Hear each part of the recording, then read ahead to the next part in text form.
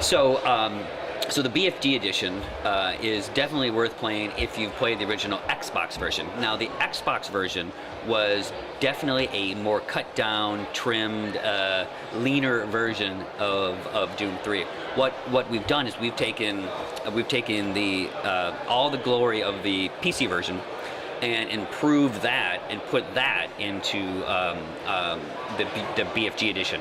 So you get the complete levels, you get the complete game, you get all the bells and whistles, but we've also tried to do a number of things to Doom 3 to improve the experience. So we're not just taking the same game and re-releasing it. We've added a number of things to enhance the experience. Like we have a new control system, autosave system, a new lighting system, the way the flashlight works, new sounds. So it really is. It's definitely Doom 3, but it's a much better version. So the biggest challenge for us moving Doom 3 to the consoles is getting it to run really at the 60 hertz, and that is, we feel, is very important. We discovered in Rage that people really like the very fast, responsive nature of the action. So we wanted to recreate that with Doom 3 on the modern consoles. Another thing that was definitely a challenge for us. Well, I mean, it wasn't much of a challenge, but we also went through every single level in the original Doom 3 and Resurrection of Evil to see if there's any improvements that we can make. Things that may have been frustrating originally, we try to make more enjoyable. We've tweaked like ammo counts, we've tweaked the monster encounters, and we've even tweaked some of the levels themselves. So the biggest change besides the technical aspects of Doom 3 is the addition of the Lost Mission. The Lost Mission is a single episode made up of 8 levels that takes place story-wise in the middle of Doom 3. You play a Marine from Bravo Team, and if you remember, Bravo Team was another group of Marines that were still alive in Mars City.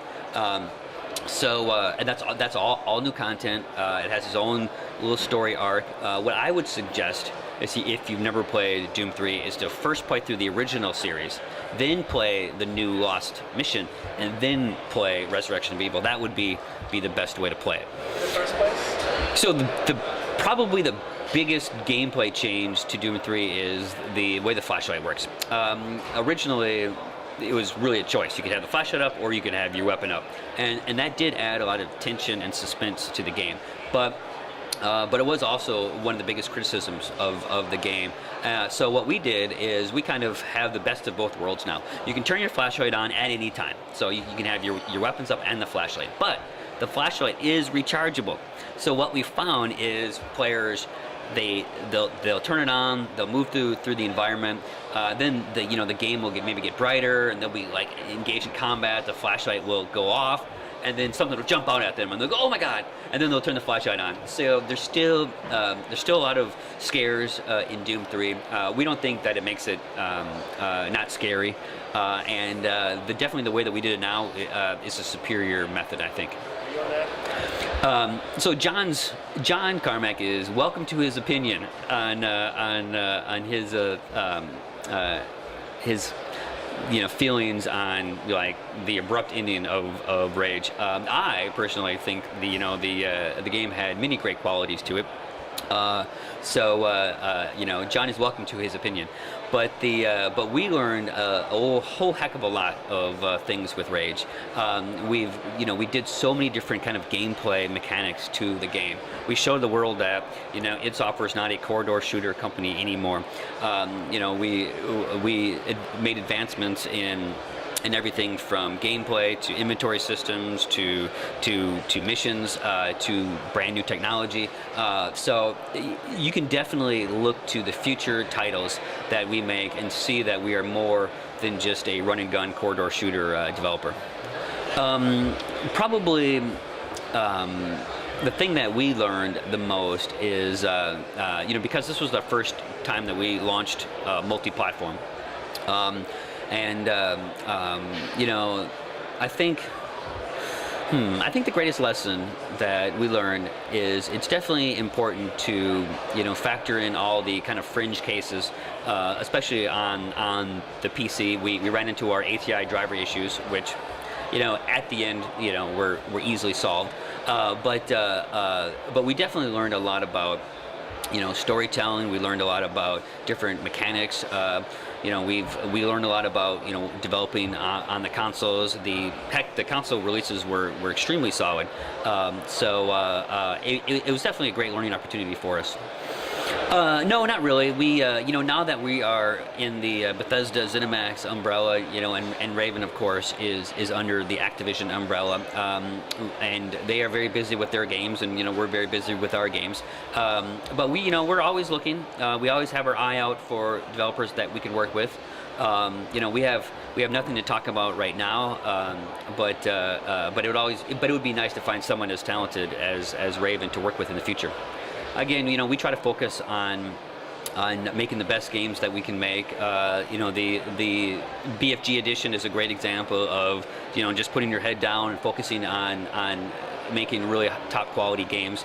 And as we look to the future, I think the studio is in a great position. We have a number of talented people, and I'm really excited about the stuff I've seen at work. The id Tech 4 or id Tech 5? Oh yeah, of course. We've actually brought in a number of id Tech 5 elements into Doom 3. All right. We're going to evolve the engine. We're going to expand on all sorts of things. We're going to expand on our AI. We're going to expand on our physics. We're going to we're going to try to make the world and our future titles more dynamic. I think that id Tech 5 is a great base, and it scales really well. So it's like John said at Carmack, like John said at QuakeCon, he feels very strongly about the current direction of our engine, and there's lots of room for us to go in many different directions. There's a social aspect to gaming that has really proven to be successful, especially with Facebook games and the mobile games, and yes, there are a number of social things that we have with our current systems, but really the complete integration of what you can do with your friends and your interconnectivity between multiple devices, I think is kind of cool way for the future to hold. I personally don't know what the future holds. For us, I've been so knee deep in Doom 3 that I've been focusing only on what we have in front of us. But I think the future is very bright. Yes, the PC development is our PC fan base is definitely important to us. Hence the reason that John has spent a significant amount of time working on the head-mounted displays for the PC version of Doom 3. I mean, even a release like Doom 3, which is a bundle release, John has spent a significant amount of time making sure that our PC audience has something very unique and special. We'll continue to support mods moving forward. John will continue to release open source. The fact that we've open sourced basically all of our past engines is a great testament to what we consider a very important platform. And moving forward, the PC community, especially with alternative forms of a business model like your microtransaction systems or your subscription-based systems, those are really PC kind of centric. And as we look to explore those, we have no immediate plans, but as we look to explore all possible business opportunities in the future, the PC market will definitely be in our mind, and we will try to maximize our PC fans. So John's comment that we have everybody now focusing on our future products really was just we want to maintain that all-in small team kind of mentality. Even though we've grown in size, our past formula for success is to take and put basically all your key eggs in one basket, all your key talent to focus on the games that we're making. So I think what John was trying to say is that as we look forward, as we look to, regardless of whatever we make in the future, we need to stay focused as a team. You know, if we stretch ourselves too thin and we start to develop too many things at one time, we tend to lose focus. So we want to stay.